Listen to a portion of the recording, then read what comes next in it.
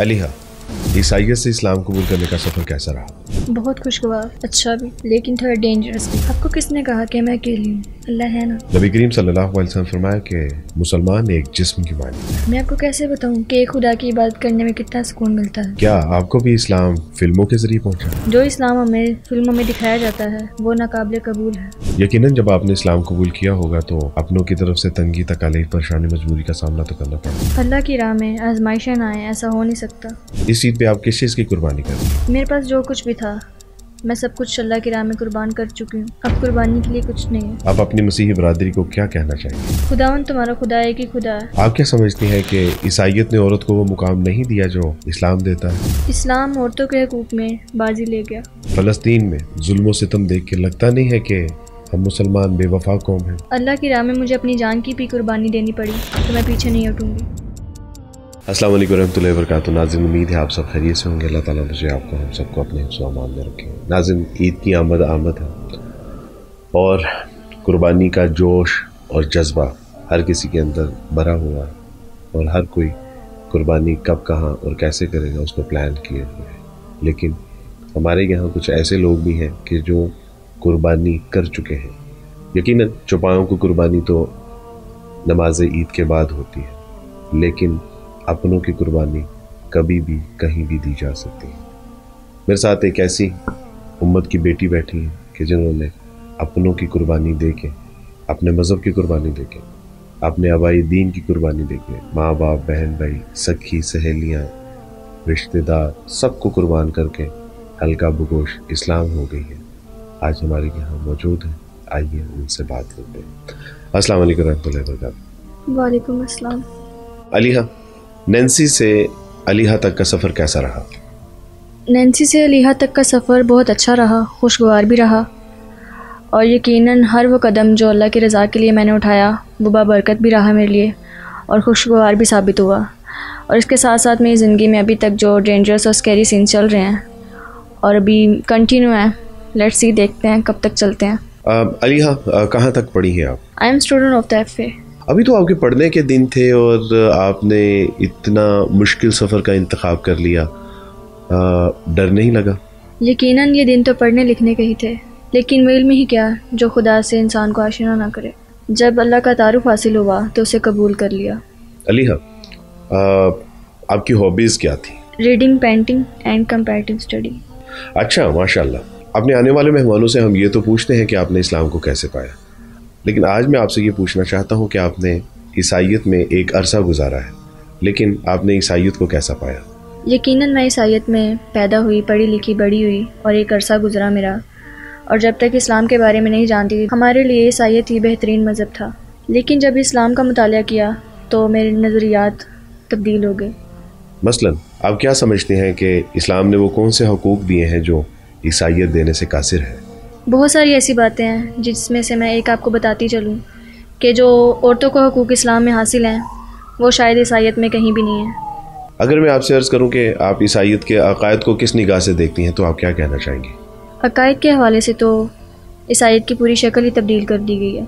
मसलन जैसे कि मसीह इस्लाम खुदा के नबी थे, उसी को हमने बेटा बना दिया और फिर हम यहाँ पर नहीं रुके, हमने उसी खुदा के बेटे को खुदा बना दिया। हाँ, यकीन मसीह अलैहिस्सलाम मुतादिद बार और बार बार फरमाते हैं कि खुदावंद तुम्हारा खुदा है, एक ही खुदा है। लेकिन हमने तो मसीह अलैहिस्सलाम को ये टाइटल दे दिया कि actually Jesus is the God. यकीनन इस वक्त मसीही तालीमात को तब्दील करके रख दिया गया। आपने सच कहा। मैं अगर आपसे ये पूछूं कि इस्लाम की तरफ आने की बुनियादी वजह क्या बनी तो आप क्या कहना चाहेंगे? अल्हम्दुलिल्लाह, इस्लाम सारे का सारा खूबसूरत दीन है। यकीनन इसमें अकीदा तौहीद है। मैं आपको कैसे बताऊं कि एक खुदा की इबादत करने में कितना सुकून मिलता है, और कैसे मैं बताऊं नबी करीम सल्लल्लाहु अलैहि वसल्लम की बताई गई तालीमात इंसान की ज़िंदगी को कितना खूबसूरत बना देती है। बिलखसूस ख़वातीन के हकूक़, सच्ची बात है कुर्बान जाने को जी चाहता है। अगर मैं इस्लाम की वो सब खूबियाँ बताना चाहूँ जिसकी वजह से मैंने इस्लाम कबूल किया है तो शायद काफ़ी दिन लगे। क्या आप हैरान नहीं है कि जिस इस्लाम की आप खूबियाँ बता रहे हैं वो माशरे में आपको कहीं कहीं नज़र आती हैं? दरअसल मैंने मुसलमानों को देख के नहीं, इस्लाम को देख के इस्लाम कबूल किया। शायद इसीलिए आज मैं मुसलमान हूँ। अलीहा, जब आप ईसाई थीं तो इस्लाम के बारे में आपके क्या तसव्वुरात थे? हकीकत में इस्लाम ऐसा नहीं है जैसा हमें फिल्मों में दिखाया जाता है और बताया जाता है। بلکہ اسلام تو کائنات کی سب سے بڑی نعمت ہے کہ جس سے آج مسلمان بھی ناآشنا ہوئے پڑے ہیں۔ یقیناً اسلام قبول کرنے کے بعد مشکلات نے زندگی کا گھیراؤ تو کر لیا ہے۔ کیا کبھی ایسا خیال آیا کہ کاش میں نے اسلام نہ قبول کیا ہوتا تو آج ان مشکلات کا سامنا نہ کرنا پڑتا؟ یہ تو کچھ دنوں کی مشکلات ہیں جو ایک دن انشاءاللہ ختم ہو جائیں گی۔ اگر اسلام کے لیے مجھے اپنی جان کی قربانی بھی دینی پڑی تو میں اس سے پیچھے نہیں ہٹوں گی۔ اللہ اکبر۔ اللہ سبحانہ تعالیٰ آپ کو استقامت عطا فرمائے اور اللہ سبحانہ تعالیٰ آپ کے لیے بہت عافیت اور آسانیاں پیدا فرمائے۔ آمین۔ سوشل میڈیا کے اوپر بھی مسیحی برادری میں کافی غم و غصے کا اظہار کیا جا رہا ہے اور آپ کی کریکٹر اسیسینیشن بھی کی جا رہی ہے۔ اس کے حوالے سے آپ کچھ کہنا چاہیں گے؟ یقیناً میں نے عیسائیت چھوڑ کے اسلام قبول کیا ہے۔ اپنوں کو دکھ تو ہوگا، حق کے راستے پہ چلنے کی وجہ سے لوگوں نے مریم کو بھی نہیں چھوڑا، میں تو پھر ان کی ایک ادنا سی غلام ہوں۔ یقیناً آپ نے سچ کہا کہ حق کے راستے پہ چلنے کے سبب آزمائشیں تو آتی ہیں۔ اللہ سبحانہ و تعالیٰ سے زندہ قرآن احسب الناس ان یترکوا ان یقولوا آمنا فہم لا یفتنون کہ کیا لوگوں نے یہ سمجھ لیا ہے کہ محض یہ کہنے کے اوپر کہ ہم اللہ پر ایمان لائے چھوڑ دیے جائیں گے اور آزمائے نہیں جائیں گے؟ تو یقیناً یہ آزمائش آتی رہیں گی لیکن زیادہ دیر ٹھہریں گی نہیں، کیونکہ میرے اللہ سبحانہ و تعالیٰ انسان کو آزمائش میں ڈالتے ضرور ہیں لیکن چھوڑتے نہیں۔ بے شک۔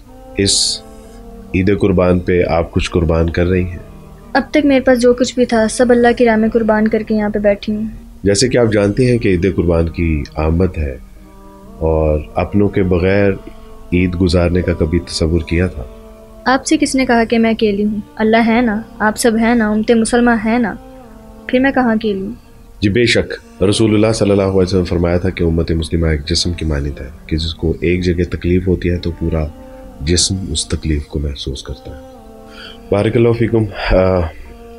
علیہ، فلسطین میں اس وقت ظلم و بربریت ہے، دنیا کے شیاطین اکٹھے ہو کے ان مظلوموں کے اوپر ظلم و ستم کے پہاڑ توڑ رہے ہیں۔ آپ کیا کہنا چاہیں گے اس میں؟ اس وقت امت مسلمہ کو اتحاد کا مظاہرہ کرنا چاہیے اور ہم جو کچھ بھی فلسطین کے لیے کر سکتے ہیں ہمیں کرنا چاہیے۔ علیہ، آپ اپنے والدین، بہن بھائی، رشتہ دار اور اپنی قوم کے لوگوں کو کیا پیغام دینا چاہیں گے؟ میں اپنی قوم کے لوگوں کو یہی کہنا چاہوں گی کہ پوری کائنات کا خالق و مالک ایک ہی ہے، اللہ، اور مسیح نے بھی یہی فرمایا تھا کہ تمہارا خدا و خدا ایک ہی ہے، یہی ہماری کامیابی کا واحد راستہ ہے۔ امت مسلمہ کے لیے کوئی پیغام دینا چاہیں گے؟ اسلام اس کائنات کا خوبصورت ترین تحفہ ہے، اگر ہم اس کی قدر نہیں کریں گے تو اللہ اسے ہم سے چھین لے گا، لہٰذا اس کی قدر کیجیے۔ علیہ، زندگی کے کبھی کہیں بھی کسی موڑ پہ کوئی تنگی، تکلیف، پریشانی، مجبوری کا سامنا کرنا پڑے تو اللہ سبحانہ تعالیٰ کی توفیق سے مسلمان آپ کے ساتھ کھڑے ہیں۔ بارک اللہ فیکم۔ ناظرین، میں اکثر کہا کرتا ہوں کہ بعض لوگ ہمارے بعد میں آتے ہیں لیکن آگے نکل جاتے ہیں، اور یہ سارا کمال اسلام کا ہے۔ اسلام کے ساتھ جو بھی منسلک ہوتا ہے اللہ سبحانہ تعالیٰ اسے کمال عروج عطا فرماتے ہیں۔ ایک شاعر نے کیا خوب کہا تھا کہ جب تک بکے نہ تھے تو کوئی پوچھتا نہ تھا، تم نے خرید کر ہمیں انمول کر دیا۔